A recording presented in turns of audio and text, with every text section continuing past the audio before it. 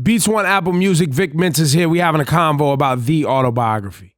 Do you feel people are recognizing what you're bringing to the game right now? Do you feel like it's starting to set in? Because I know for a time there you didn't feel like people really was all the way on. You know, really like where I'm at right now is I just been focused, man. Like since I handed the album in a little while ago, and I've honestly been done creating it for a long time. Right now, as I'm like, you know, really about to take this step where the world can hear it, and I'm really proud of what I put together, and I haven't really been thinking about whether I'm being appreciated or what other people are thinking about me. I'm like, I ain't even caught up in that mental process. I'm like, yo, I'm here to do what I'm doing. You know what I mean? And I really was able to express myself and say some things I'm super proud of, you know, that I could stand on. That when all the phones turn off and like Twitter ain't a thing no more, and there's a new app or a new social media and a new meme,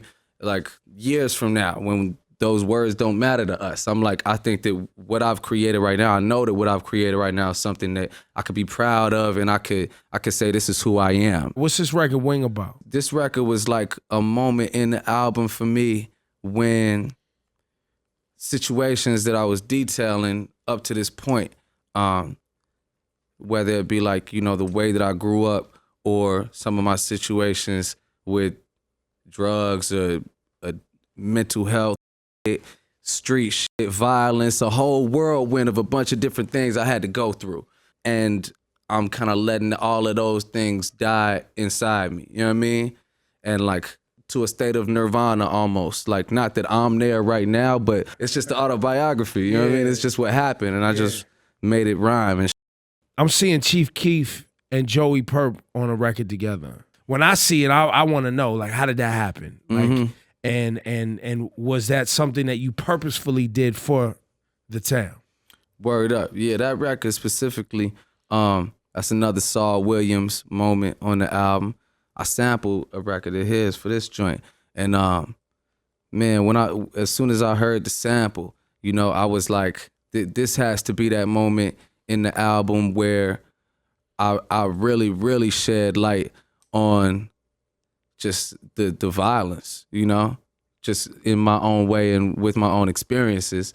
Joey Purp is somebody that's really, really from Chicago. He say, Money, we grew up together. That's my brother, you know? And his music is like, it's just real. It's kind of got like it's like street shit, but it's also that next level thinking shit, you know? Purp is, we'll call it conscious. Aware of himself and his but he's also surroundings. like a nigga that really, really been in here, you know what I mean? And been in them streets. Purp is one of those artists, man, that I was like, he could really bring that perspective to it. And then, you know, Keef, on the other hand, is from a different world. Joey Purp grew up on all sides of the city. He was from by Cabrini, but north side, but west side. Now Keef is in Inglewood. You know what I mean? And that's where Keef is Chief Keef. That Inglewood is like, it's the area when they tell you every weekend there's been is that south? No, what is that? That's south and slightly west. Like, you know what I mean? That's normal where they from. Got it. And Keef is like, he really represents that. He's the perfect representation of what it's really like for, you know, a young nigga in Chicago. Honestly, you know what I mean? I won't even lie though, this album, while I've been making it, it's just like a very honest and very emotional project. And it has songs on it, you know what I mean? Like songs Heaven on Earth. A lot of songs that like I play people and might bring certain people that know me really well to tears, because it's like very just like revealing, like heartfelt shit to know about somebody. It's almost like this album, if you didn't know me well, then like somebody listen to this album would know me better than a lot of people that I know or think they know me, you know? So this is, like you said, this is the autobiography. It's the autobiography. It's very like, it's just real personal, real deep, and real honest. So I'm talking about shit that it took me time, honestly, for a lot of it to be able to even fucking cope with it personally and emotionally, to like even write a song about it. Like I tried to write these stories over a period of like a year, you know. It was like certain stories in this album. It was like it wasn't easy to get my mind conditioned to be objective about that. Cause you know, when you really still in the middle of something, sometimes it's hard to like take yourself out from a bird's eye view and then like see all sides of it and be understanding, you know, when something's affecting you every day. And it all comes back to, you know, just kind of like being a young man and a young black man in America, and in a spot where it's like a lot of the things that have happened, man, ain't been like kids. Like I've been seeing people go through grown struggles since they were shorties, you know? So the get heavy, and that's all. But I'm glad I was able to keep it so real that, you know, maybe it inspires them to look at the world a different way, analyze how they've been living and try to be a better person they damn self, you know, try to help some, try to fix some, build some, grow some, you know, whatever. But instead of just being out here hating like so much of the world right now, you know? I think, though, y'all say something on this Oh My Goodness record, something the moon and the stars. Something about design with stars squaring across so we know true north. Yeah, that was cold. Yeah. You know, tracking the stars and really knowing yourself. You know, Pharrell is always... Oh, Pharrell is like, when he put that line in there, I was just like, oh, this is wicked. This is something I just been wheeling back and wheeling back. Word Right? up. It don't stop, B.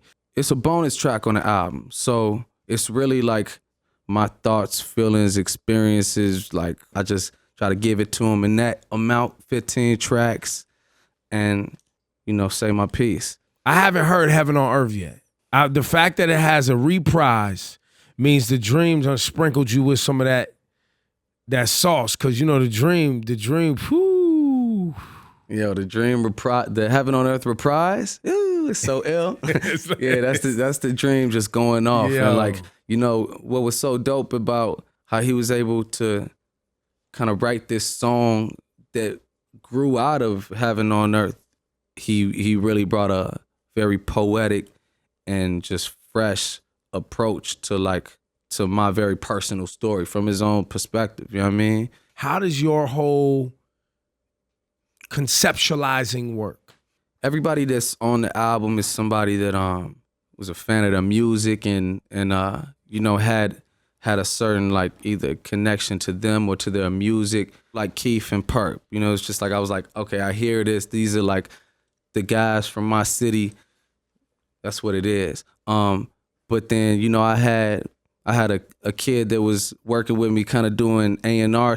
He came in to be like my assistant, and this kid's name is Nick, and he just was dope. And he was like, I'm like, man, make a quesadilla, man. he like over there paying attention. He like, yo, we should put the Dream on Heaven on Earth. And I was like, you know what? That's actually a really good idea. And then, you know, reached out, and it just came together dope. And so I had good people like him and like Dion and just the people around me. Rolling like a stoner. Yeah. You're a smoker. Right on now. And off. On and off, Yeah. though. I think the last time I wasn't smoking. You wasn't smoking. But I just like, I like to be in control of it, man. You know, I started smoking when I was a shorty. And just to write this album, I had kind of went to a place where I was just like completely clear-headed. I didn't really want to influence my thought processes with anything. You know what I mean? Because I was like, these are very detailed, like really deep stories to tell. I got to do it right. You know what I mean? So I wanted to stand on my own too completely. Is this specifically about weed or? You know what? It's more kind of about, it's about an energy and specifically like a lifestyle that plays a major part in this album and in my life, you know? And it's not just about like doing drugs or whatever. I mean, it's really also just about, like the tagline of the song is, I got a problem nobody knows. I feel like it's opioid addiction going on. It's all of the pressures of like the cities and poverty, everything, you know, cause this album, I didn't make it very explicitly political. Yeah, no, you did that already. But the personal is always political, like if it's the truth, you know? So that's kind of how I feel about this one. But it really does speak to what's going on around all of us, and I wanted it to, because people go through different variations of the same things, all of us, and feel the same emotions. And I was just gonna tell people about mine and about those that I knew of, and I'm sure that they have parallel situations in their own life. We gotta talk about Hov's new album. Yeah. How you feel about that new album? It was very necessary. It is very necessary, man. Just to the people, to the culture, to the game. Like, I'm just appreciative that it happened, man. Yeah, man. You know what I mean? Just listening to it and still just catching game from it, And I'm really just inspired and shit that he was able to put it all on there like that. Like, he made a very, very personal, like, revealing. It's the most revealing Jay-Z album. I've always been a big Hov fan. Yeah. Like, before I ever met him or knew him, it was like he's one of those people that his music, I felt like I knew him already. I'm the same way with the people that I'm really, really inspired by, like Nas or like Kurt Cobain or, Prince, or somebody that you really been just like living with their music and growing with it. And I never heard him like give so much. He took the mask off with this album, and he was like, these are my truths in a way different way than you ever heard it. So I'm loving that album, and I'm jamming that shit.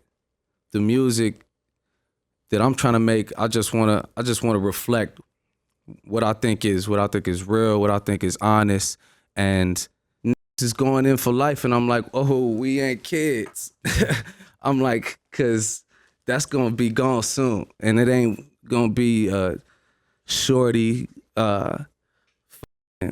growing young man thing anymore. It's like, you know what I mean? So I'm like, I'm rocking for him right now. I gotta send my man, you just reminded me that he texted me saying I should print out the lyrics and mail them to him for the album. So I want to do that. Because he won't be able to listen.